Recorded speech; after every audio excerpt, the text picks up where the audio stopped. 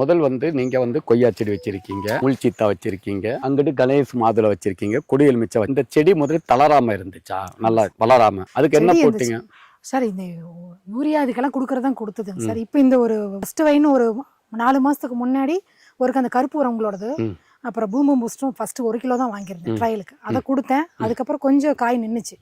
2வது வாட்டி பூமம் பூஸ்டம் மட்டும் 3 லிட்டர் கலக்கி தர சொல்லி ஒவ்வொரு செடிக்கும் இப்போ இந்த 1.5 மாசம் ஆச்சு அடிச்சதுக்கு அப்புறம் கொஞ்சம் தலை நல்லா growth ஆயிடுச்சு. காயும் நல்லா பிடிச்சிருக்கு. மாதுளை எனக்கு ரொம்ப பிடிச்சது. இந்த சீத்தாவும் கலர் மாதிரி. அது பூம்பும் பூஸ்ட் கருப்பு தங்கம்னு சொல்றது உண்மைதான். நல்லா இருக்கு. அந்த ஒரு ரிசல்ட் நீங்க கையோட பாக்குறீங்க. விவாஸ் இங்க பாருங்க, செடி வளராம இருந்துச்சு. எல்லாரும் உண்மையை சொல்றதுக்கு காசு கொடுப்பாங்க. ஆனா மேடம் எங்களுக்கு காசை கொடுத்து உண்மையை சொல்றாங்கன்னு சொன்னா அந்த பூம்பும் பூஸ்ட் நிகர் எதுவுமே கிடையாது மேடம். இதுதான் வேர் வளர்ச்சியை தூண்டி பயிர்களுக்கு வறட்சி, கோடையில தண்ணி பாய்க்க முடியலையா, பூச்சி நோய்க்கு எதிர்ப்பு திறன், காய்கறிகள் டேஸ்டா இருக்கும். All in